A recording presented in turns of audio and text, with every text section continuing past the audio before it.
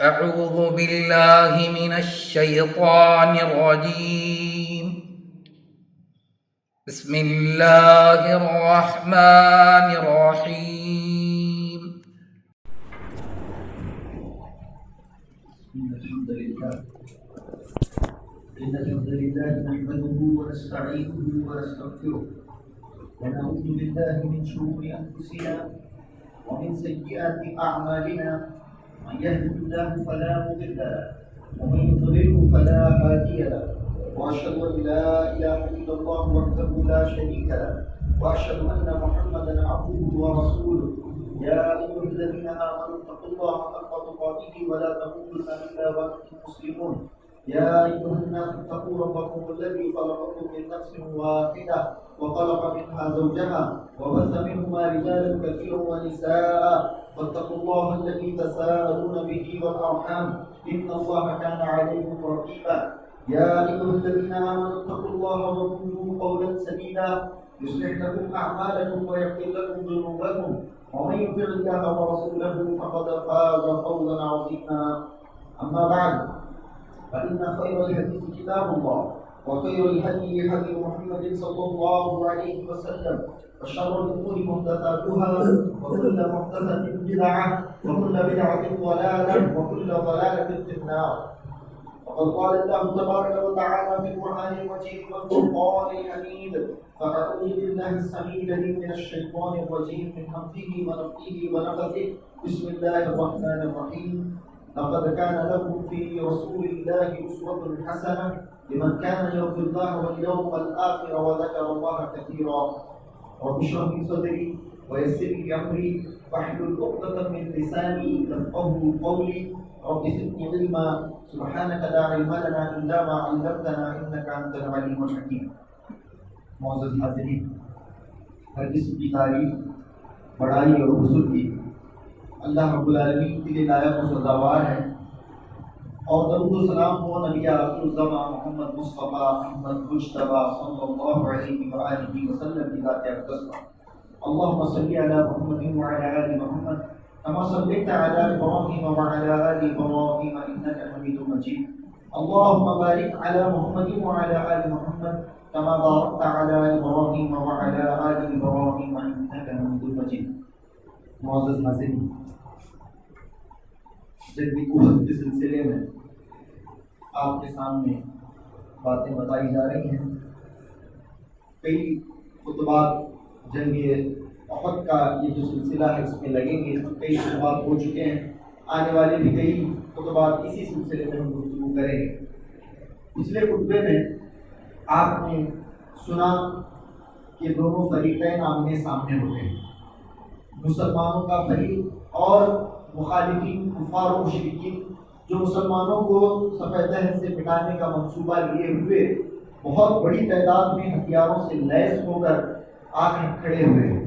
مسلمانوں کو پوری طرح سے ختم کرنا اس مرتبہ وہ چاہتے ہیں.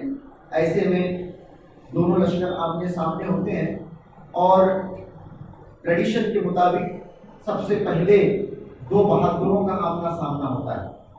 طلحہ بن ابی طلحہ جو قبیلہ بنو عبد الدار، وہ قبیلہ جو مشرکین کا علم بردار تھا، مشرکین کا علم، مشرکین کا جھنڈا جن لوگوں کے پاس تھا، اس قبیلے کا سب میں بڑا سردار طلحہ بن ابی طلحہ، جو کہ بہت بڑا دلیر مانا جاتا تھا، بہت بڑا بہادر مانا جاتا تھا، وہ آیا اور حضرت زبیر بن عوام رضی اللہ تعالیٰ عنہ کے سلسلے میں آپ نے سنا. مزید یہاں پر تفصیل کی گنجائش نہیں ہے اس لیے خطبے میں کہ کس طرح سے پلک جھپکتے ہی جس طرح سے شیر کسی شکار کی طرف لپکتا ہے بالکل چشم زدن میں، یعنی وہ سوچ بھی نہیں پایا تھا کہ اس تیزی اور اس پھرتی سے بھی اس کے اوپر حملہ کیا جا سکتا ہے. زمین پر حضرت زبیر ہیں، اونٹ پر سوار آدمی ہیں، اس طرح سے جھپٹتے ہیں اور اسے لے کر زمین کے اوپر گرتے ہیں قبل اس کے کہ وہ کچھ سوچ پاتے اسے دبا کر دیتے ہیں. اس طرح کا معاملہ حضرت زبیر بن عوام رضی اللہ تعالیٰ عنہ اور اللہ کے نبی کو فرمایا: ان لکل نبی حواری، ان لکل نبی حواری، ہر نبی کا ایک حواری ہوتا ہے. ان حواریہ، میرا جو حواری ہے وہ زبیر ہے، اللہ کے نبی نے فرمایا. اور اس کے علاوہ بھی بہت سارے مقامات پر اللہ کے نبی نے یہ جملہ دہرایا ہے حضرت زبیر کے بارے میں. اللہ کے نبی صلی اللہ علیہ وسلم کے سگی پھوپھو کے بیٹے کون؟ حضرت زبیر بن عوام رضی اللہ تعالیٰ. اس طرح سے یہ جنگ کا آغاز ہوا اور جنگ کے آغاز میں ہی مشرکین و کفار کو ایک بہت بڑا سیٹ بیک ملا حضرت زبیر بن عوام کی طرف سے. اب یہاں سے جنگ اپنے پورے شباب کے ساتھ شروع ہوتی ہے. دونوں لشکر آمنے سامنے اور جنگ اپنے پورے شباب کے ساتھ یہاں سے شروع ہو جاتی ہے. اب یہاں سے میدان جنگ ہے. میدان احد کے اندر حق و باطل کی یہ لڑائی، یہ جان فروش اپنی جانوں کا نذرانہ لے کر اللہ رب العالمین کی راہ میں جہاد کرتے ہوئے میدان کے اندر داخل ہو جاتے ہیں، کود پڑتے ہیں.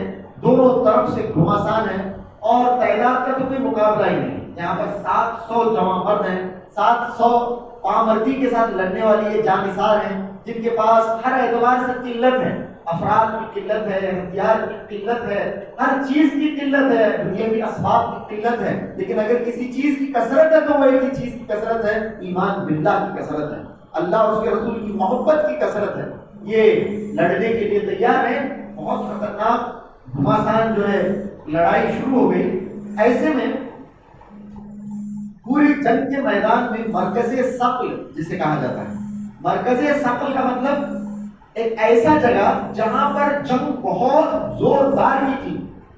مرکز ثقل، ثقل کہتے ہیں وزن کو، یعنی زیادہ کانسنٹریشن کہاں تھا، زیادہ تر جنگ کہاں، ویسے پوری میدان میں جنگ چل رہی ہے لیکن جس جگہ پر بہت زیادہ سارے لوگ کانسنٹریٹڈ ہیں، بہت زیادہ وہاں پر جو جنگ چل رہی ہے وہ ہے جس کے ہاتھ میں علم ہوتا ہے. قبیلے بنو عبد الدار کے لوگ ہیں. پوری طرح سے اس مرتبہ وہ تیار ہو کر آئے، جان دیں گے یا جان لیں گے اس طرح کا معاملہ اس مرتبہ، لیکن علم کو گرنے نہیں دیں گے، علم کو گرنے نہیں دیں گے.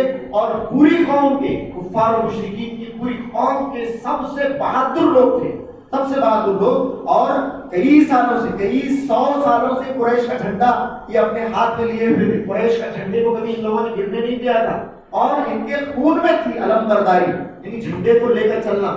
بہت بہادر مرد تھے، بہت بہادر لوگ یہ تھے، ان کے ہاتھ میں قریش کا جھنڈا ہے. اور ریسنٹلی جنگ بدر کے اندر جو سیٹ بیکس ملے تھے، جو نقصان ہوا تھا اور جو بدنامی ہوئی تھی کئی سالوں کے بعد، اب وہ اس کا بھی بدلہ لینا چاہتے ہیں. اس طرح سے بہترین جنگجو، ایک تو پوری ایک فیملی کے 6 لوگ ہیں، 6 لوگ ایک ہی گھر کے.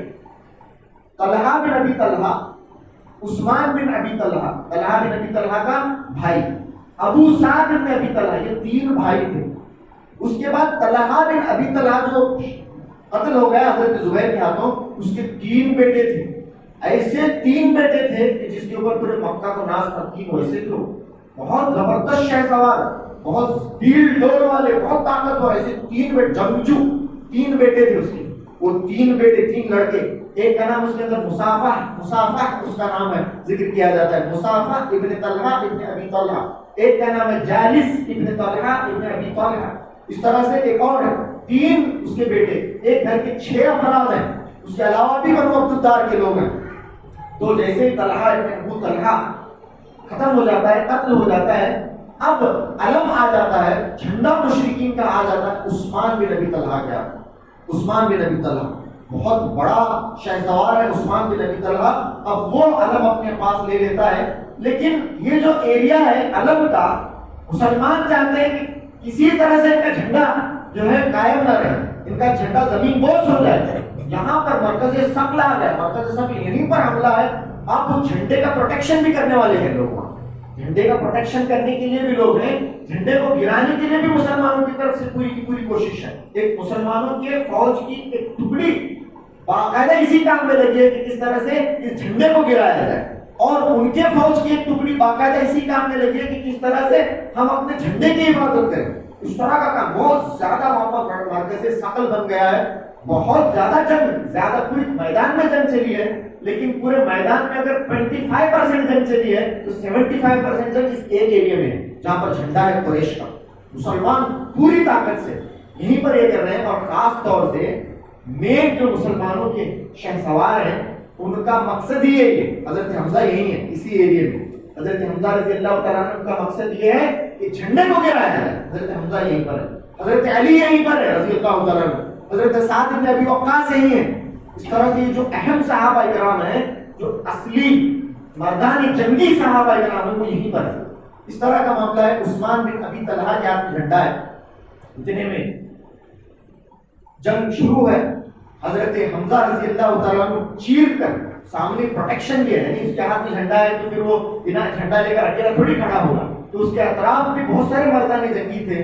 حضرت حمزہ رضی اللہ تعالیٰ عنہ گھس پڑتے ہیں، حضرت حمزہ رضی اللہ تعالیٰ عنہ گھس پڑتے ہیں، چیرتے ہوئے جاتے ہیں، جا کر اس کا ہاتھ ہی اکھاڑ دیتے ہیں۔ جس ہاتھ سے جھنڈا پکڑا اس ہاتھ پر ایک ایسی ضرب لگاتے ہیں کہ اس کا ہاتھ پھٹ جاتا ہے۔ پھر وہ اپنے بائیں ہاتھ سے بھی جھنڈا پکڑنے کی کوشش کرتا ہے، لیکن دوسرے بار میں حضرت حمزہ رضی اللہ تعالیٰ عنہ اس کا کان تمام کر دیتے ہیں۔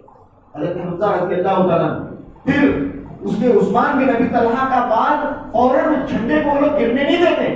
ابو سعد بن ابی طلحہ جو اس کا بھائی تھا، تیسرا بھائی، پھر وہ جھنڈے کو لیتا ہے۔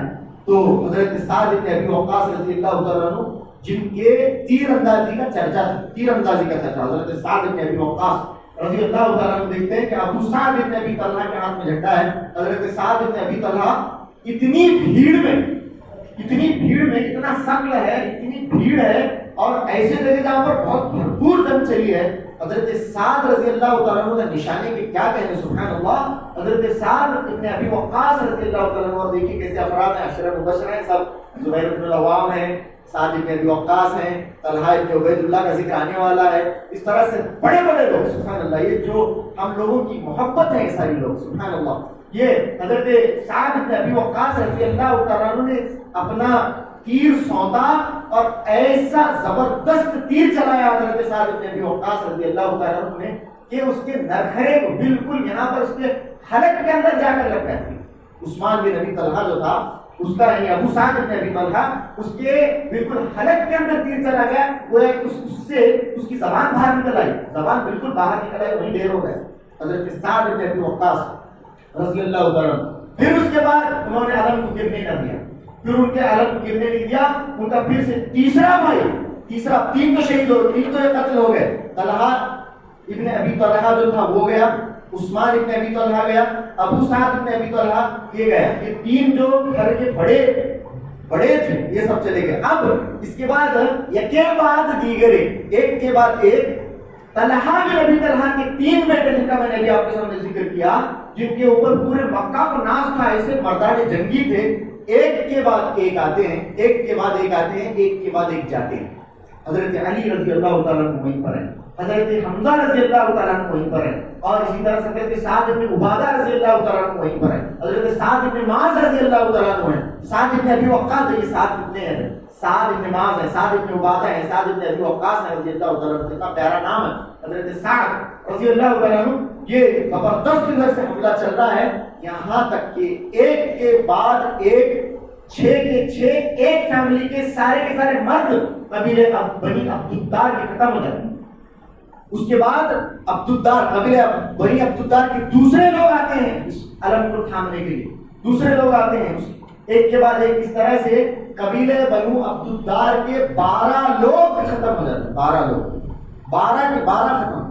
13ویں نمبر پر ان کا ایک غلام ہوتا ہے، اس کا نام صواب ان کا ایک غلام، وہ آ کر علم لے لیتا ہے اور بھرپور لڑائی کرتا ہے، اپنے علم کی رکشا اور اس کی حفاظت بھرپور کرتا ہے، اپنے آخری سانس تک کرنے کی کوشش کرتا ہے، یہاں تک کہ اس کے ہاتھ کاٹ دیے جاتے ہیں، اس کے پیر کاٹ دیے جاتے ہیں، اپنے بازوؤں سے بھی سمیٹنے کی کوشش کرتا ہے لاسٹ تک، اور آخر میں یہی کہتے ہوئے مر جاتا ہے کہ میں نے آخری دم تک کوشش کی۔ اس طرح سے مسلمان یہاں پر بھرپور غالب، اور 13واں یہ جو فرد تھا قبیلے بنو عبدالدار کے 12 جوان ختم، 13واں ان کا ایک غلام تھا وہ ختم۔ اس کے بعد ان کا علم زمین بوس ہو جاتا ہے، مشرکین کا جو جھنڈا تھا زمین بوس ہو گیا، گر گیا، یہاں تک کہ اسے اٹھانے والا کوئی باقی نہیں رہا قبیلے بنو عبدالدار سے۔ اس طرح سے ایک انیشیلی مسلمانوں کی، یعنی ایک جنگ جو ہے، جنگ کے اندر یہ فتح ہوتی ہے، ایک فتح۔ سب سے پہلی جو مسلمانوں کو فتح ہوئی، اگر اسے آپ ڈیوائڈ کریں گے بہت سارے حصوں میں، تو سب سے پہلی جو مسلمانوں کی فتح ہوئی وہ طلحہ ابن ابی طلحہ، بالکل ابتدائی میں جس کے اوپر انہیں ناز تھا، حضرت زبیر رضی اللہ تعالیٰ عنہ نے جس انداز میں اسے ختم کر دیا، یہ مسلمانوں کو سب سے پہلی فتح ملی۔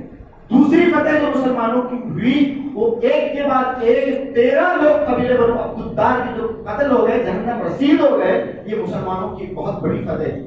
لیکن یہ ایسا ہی ہے، یہ بیٹل ہے، یہ جنگ ہے، اس کے اندر مسلمانوں کے فی الحال جو ہے اپر ہینڈ ہے، مسلمانوں نے اس جنگ کے اوپر اپنا شکنجہ گویا کس لیا ہے، شکنجہ مسلمانوں نے کس لیا ہے۔ اس طرح سے یہ جو علم ہے زمین بوس ہو گیا، علم زمین بوس ہوا۔ اب ادھر سے جنگ زبردست پھر سے شروع ہوئی۔ یہاں حضرت ابو دجانہ رضی اللہ تعالیٰ، حضرت ابو دجانہ رضی اللہ تعالیٰ کا ذکر پچھلے خطبے میں یا پھر اس سے پہلے کے خطبے میں آپ کے سامنے آیا ہے کہ جنہیں اللہ کے نبی صلی اللہ علیہ وسلم نے تلوار دی۔ اللہ کے نبی صلی اللہ علیہ وسلم نے کہا من یأخذ هذا السیف بحقہ، اس تلوار کو اس کے حق کے ساتھ کون لے گا؟ صحابہ کرام وہاں پر موجود تھے، چاہ رہے تھے کہ اللہ کے نبی یہ تلوار مجھے دیں، اللہ کے نبی یہ تلوار مجھے دیں، اللہ کے نبی یہ تلوار مجھے دیں، لیکن اللہ کے نبی صلی اللہ علیہ وسلم نے یہ تلوار حضرت ابو دجانہ رضی اللہ تعالیٰ عنہ کو دی۔ اس تلوار کا حق کیا ہے؟ اس تلوار سے ایسی جنگ لڑی جائے، ایسی جنگ لڑی جائے کہ یہ تلوار ٹیڑھی ہو جائے، اس کا یہ حق تھا۔ حضرت ابو دجانہ رضی اللہ تعالیٰ عنہ نے اس تلوار کو اس کے حق کے ساتھ قبول فرمایا تھا۔ لیکن اس وقت وہاں پر بہت سارے ایسے صحابہ کرام تھے جو یہ خواہش رکھتے تھے کہ ان کو تلوار ملے، یہ تلوار مجھے ملے، یہ تلوار مجھے ملے، یہ تلوار مجھے ملے، اس طرح کی خواہش رکھنے والے بہت سارے صحابہ تھے وہاں پہ۔ ان صحابہ کرام میں سر فہرست ہیں حضرت زبیر رضی اللہ تعالیٰ، حضرت زبیر رضی اللہ تعالیٰ، ایک تو اللہ کے نبی صلی اللہ علیہ وسلم کے پھپھو کے بیٹے ہیں، اللہ کے نبی کے میرے بھائی ہیں، اللہ کے نبی کی کزن ہیں، اللہ کے نبی صلی اللہ علیہ وسلم سے بے انتہا محبت، اللہ کے نبی سے بے انتہا محبت کرتے ہیں۔ حضرت زبیر رضی اللہ تعالیٰ عنہ ایکسپیکٹ کر رہے ہیں کہ یہ تلوار مجھے دی جائے گی، یہ اللہ کے نبی صلی اللہ علیہ وسلم کی تلوار مجھے دیں گے۔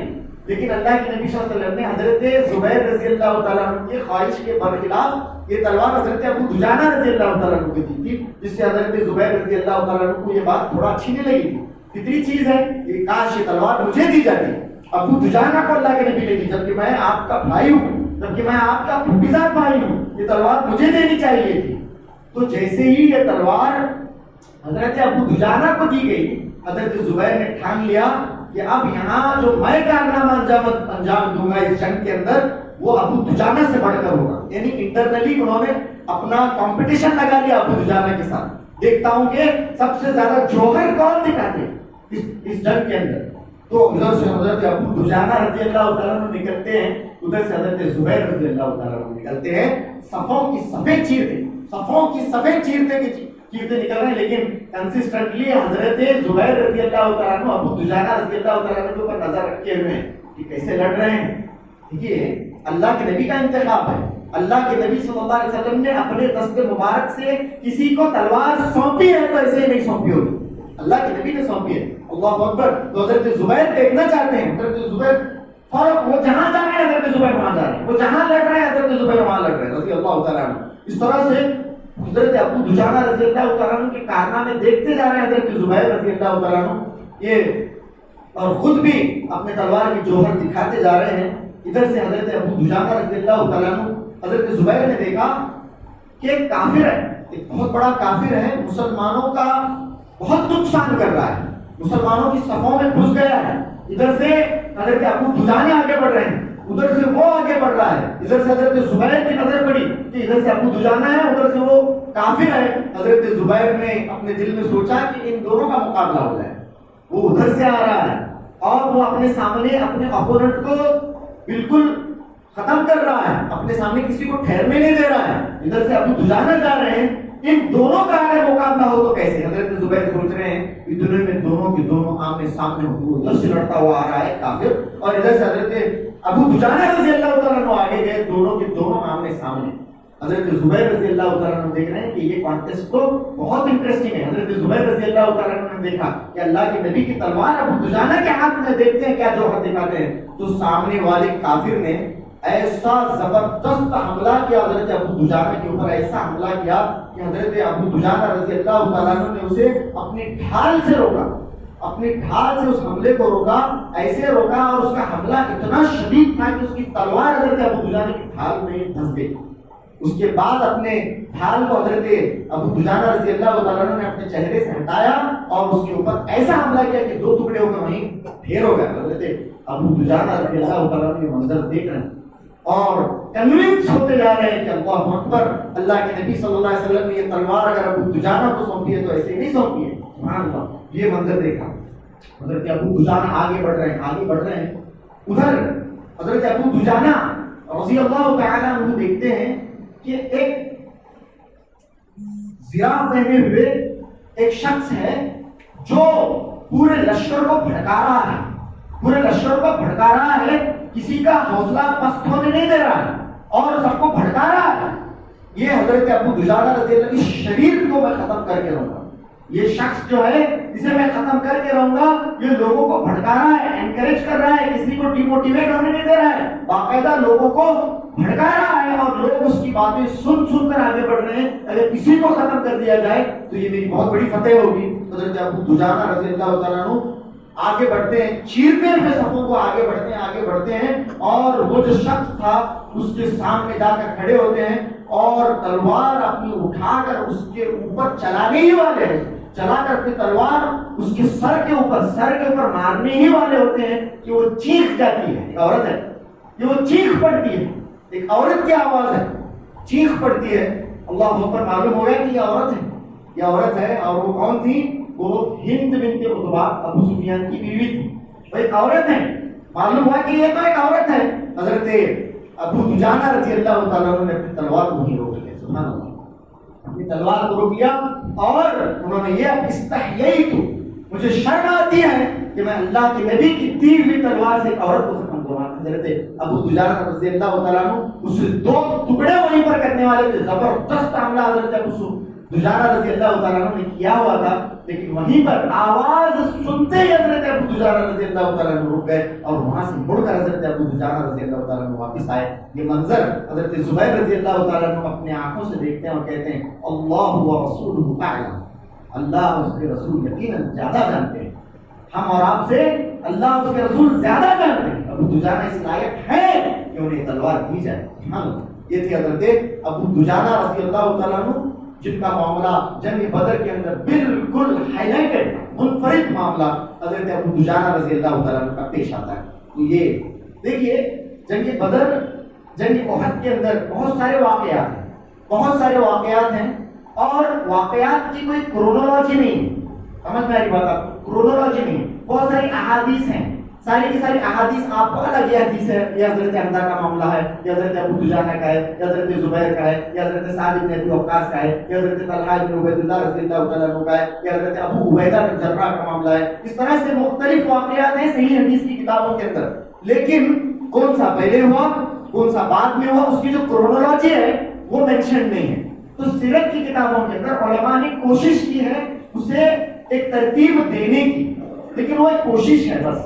تو کوئی واقعہ پہلے بیان کیا جا سکتا ہے، کوئی واقعہ بعد میں بیان کیا جا سکتا ہے. اس کی جو کرونالوجی ہے اس کا ایگزیکٹ آرڈر ہمیں پتہ نہیں ہے کہ میدان جنگ کے اندر کون سا واقعہ پہلا پیش آیا، کون سا واقعہ بعد میں پیش آیا. ٹھیک ہے. اسے علماء نے مختلف سیرت کی کتابوں کے اندر اپنی تحقیق کے مطابق اسے آرڈر دینے کی کوشش کی ہے، اسے آرگنائز کرنے کی کوشش کی ہے علماء نے. خیر، تو جو واقعات ہمارے علم میں وہ ہم بتاتے جائیں گے، لیکن ہو سکتا ہے نہیں میں پڑھا تھا سو وہ پہلے تھا، مولانا بولے سو آج الگ ہے، اس طرح سے ہو سکتا ہے کہ آپ کو لگے، لیکن کوئی آرڈر کوئی سیکوینس بالکل دلیل سے ثابت نہیں ہے. ٹھیک ہے. یہ سارے فریگمنٹس کے اندر الگ الگ ٹکڑے ہیں، الگ الگ واقعات ہیں، اسے ہم ترتیب دینے کی کوشش کرتے ہیں اپنے محدود علم کے مطابق. تو خیر، حضرت ابو دجانہ رضی اللہ تعالیٰ عنہ کا یہ معاملہ ادھر ہوا. تو اب یہاں سے ایک بہت ہی تاریخ کا المناک دلسوز واقعہ پیش آتا ہے مسلمانوں کے ساتھ. بہت دلسوز معاملہ جس سے دل دہل جاتا ہے، دل غم سے بھر جاتا ہے. اس طرح کا ایک معاملہ پیش آتا ہے. آپ سمجھ ہی چکے ہوں گے اس جنگ کے اندر کیا ہوا، کتنا بڑا نقصان مسلمانوں کو ہوا اور اللہ کے نبی صلی اللہ علیہ وسلم کو کس قدر اس معاملے سے تکلیف ہوئی. وہ باتیں میں آپ کے سامنے بتاتا ہوں. یہ ہے حضرت حمزہ رضی اللہ تعالیٰ. حضرت حمزہ ابن عبد المطلب رضی اللہ تعالیٰ صفوں کی صفیں چیر رہے ہیں. کوئی گویا کہ ان کے سامنے کھڑا ہونے کے قابل نہیں ہے. مشرکین کے پورے کیمپ کے اندر، ان کی پورے لشکر کے اندر حضرت حمزہ رضی اللہ تعالیٰ عنہ کا 1-on-1 فیس ٹو فیس مقابلہ کرنے کا کوئی اہل ہی نہیں تھا. سامنے کوئی آ بھی جاتا تو ہوا کے سامنے، آندھی کے سامنے جس طرح سے پتے بکھر جاتے ہیں، اس طرح سے لوگ حضرت حمزہ رضی اللہ تعالیٰ عنہ کے سامنے بکھر جاتے. اور بہتوں کا تو معاملہ ایسا تھا کہ ادھر حضرت حمزہ اگر لڑ رہے ہیں تو اس کے قریب بھی نہیں جاتے، نزدیک بھی نہیں جاتے حضرت حمزہ رضی اللہ تعالیٰ عنہ کے. اس طرح کا معاملہ ہے حضرت سیدنا حمزہ بن عبد المطلب رضی اللہ تعالیٰ عنہ کا. ایسے لڑ رہے ہیں حضرت حمزہ رضی اللہ تعالیٰ عنہ. ادھر اس کے اندر جنگ بدر کے اندر یہ واقعہ، اس کی ہسٹری میں بتاتا ہوں. جنگ بدر کے اندر جیسے کہ آپ کو معلوم ہے حضرت حمزہ رضی اللہ تعالیٰ عنہ نے کس طرح سے مشرکین اور کفار کے دانت کھٹے کیے تھے، کس طرح سے ان کی ہوا اکھاڑ کر رکھی تھی. وہیں پر بہت سارے لوگ حضرت حمزہ رضی اللہ تعالیٰ عنہ کے ہاتھ سے جہنم رسید ہوئے تھے.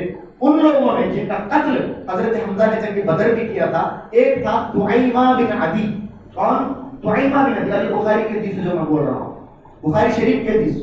طعیمہ بن عدی کو حضرت حمزہ رضی اللہ تعالیٰ عنہ نے جنگ بدر میں ختم کیا تھا. تو اس کا چچا زاد بھائی، اس کا چچا زاد بھائی تھا جبیر ابن مطعم. جبیر ابن مطعم، زبیر ایک جیم سے، جبیر ابن مطعم.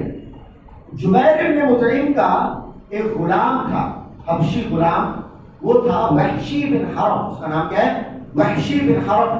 یہ جبیر ابن مطعم کا غلام ہے. مکے میں بات چلی جبیر ابن مطعم کی اپنے غلام سے، ذرا غلام کو بلایا گیا. اگر ان قتلت حمزہ بن عبد المطلب بعمی فانت حر. کیا کہا؟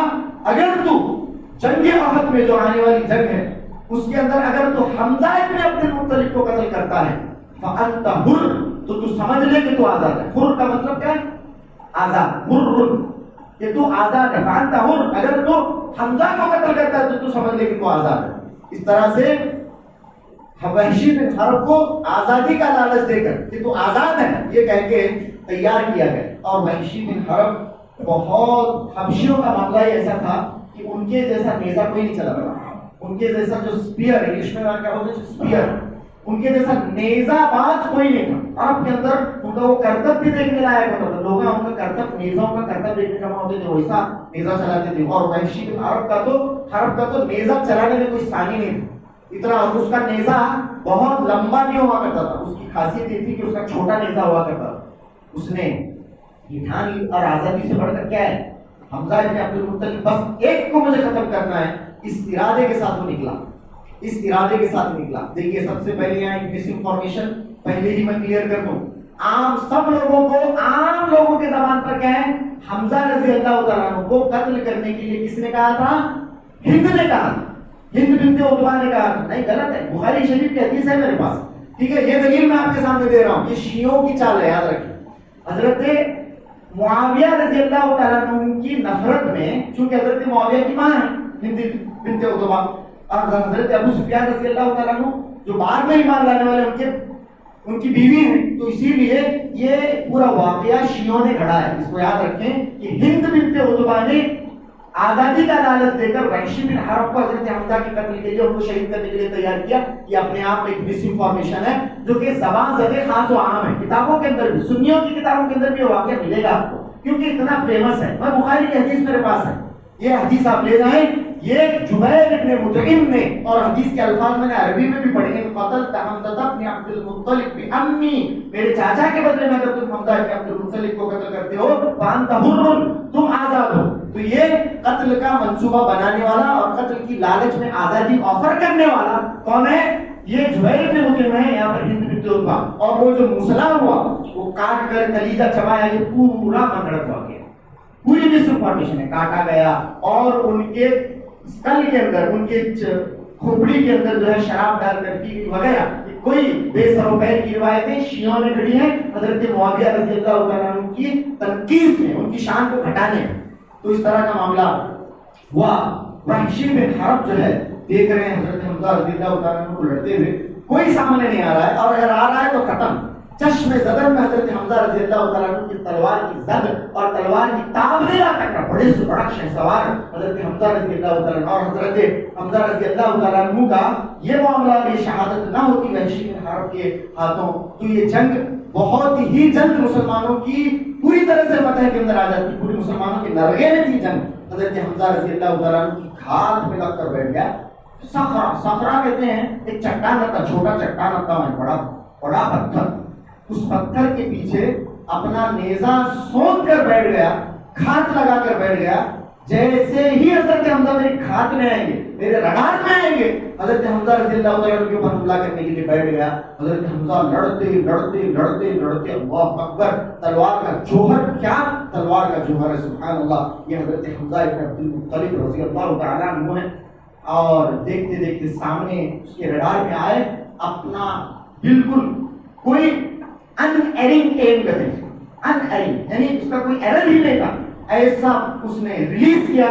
حضرت حمزہ رضی اللہ تعالیٰ عنہ کے سیدھے ناف کے نیچے گیا, اور حضرت حمزہ رضی اللہ تعالیٰ عنہ وہیں پر اس زخم کی تاب لے لائے, ناف کے نیچے چلا گیا, اور خون کے جیسے بمارے باہر آ گئے حضرت حمزہ رضی اللہ تعالیٰ.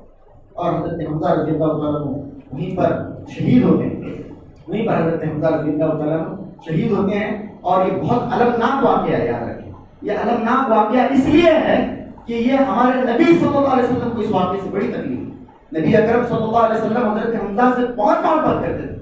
آپ کے چچا حضرت ابو طالب نہیں رہے, آپ کے والد عبداللہ نہیں تھے. اللہ کے نبی صلی اللہ علیہ وسلم بہت محبت کرتے تھے حمزہ سے رضی اللہ تعالیٰ عنہ, یعنی گویا کہ اللہ کے نبی صلی اللہ علیہ وسلم کے دل کی دھڑکن تھے حمزہ رضی اللہ تعالیٰ عنہ.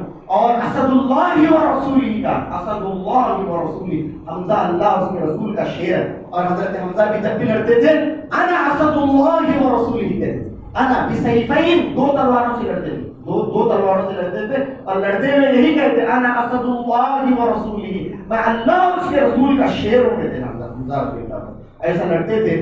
اللہ کے نبی صلی اللہ علیہ وسلم کو اس معاملے میں بعد میں وحشی بن حرب جو ہے اندازہ لگائے, رحمت للعالمین ہے جناب محمد صلی اللہ علیہ وسلم ہے, کیسے کیسوں کو اللہ کے نبی نے معاف کیا ہے. خیر وقت ہو گیا ہے, وحشی بن حرب آتا ہے اللہ کے نبی صلی اللہ علیہ وسلم کے پاس مسلمان ہونے کے لیے. اللہ کے نبی صلی اللہ علیہ وسلم کہتے ہیں انت وحشی, کیا تم وحشی ہو؟ جی ہاں وحشی. انت قتلت حمزہ, کیا تم نے حمزہ کو قتل کیا؟ کہا ہاں میں نے حمزہ رضی اللہ تعالیٰ عنہ کو قتل کیا. اللہ کے نبی نے کلمہ پڑھایا وغیرہ. اس کے بعد اللہ کے نبی نے ایک ریکویسٹ کی ہے, هل تستطيع ان تغيب وجهك عني, هل تستطيع ان تغيب وجهك عني, کیا تیرے لیے ممکن ہے کہ تو میرے سامنے نہ آیا کرے؟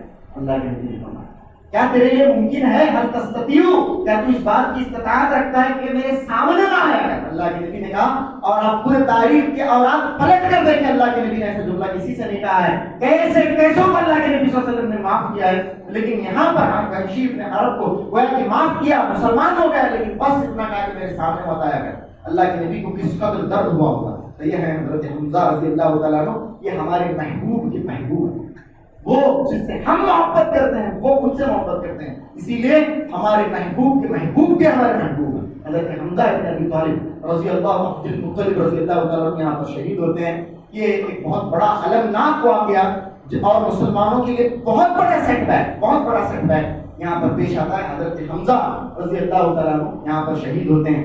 تو خیر باتیں تو دل کے اندر بہت آ رہی ہیں, بولنے کے لیے وقت ہو گیا, کافی ہو گیا ہے. یہاں پر ہم باتیں روکتے ہوئے اللہ رب العالمین سے دعا کرتے ہیں کہ اللہ رب العالمین ہم گنہگاروں کو, کیونکہ اللہ کی رحمت سے کیا بعید ہے, اللہ کی رحمت سے کیا دور ہے, اللہ کی یہ رحمت ہی ہے جو ہم گنہگاروں کے زبانوں سے بھی اللہ رب العالمین سے ہم یہ دعا مانگ سکتے ہیں. اللہ تیری رحمت بہت وسیع ہے, کل قیامت کے دن ہم کو تو معاف کر کے حضرت حمزہ رضی اللہ تعالیٰ عنہ کی رفاقت جنت میں نصیب فرما.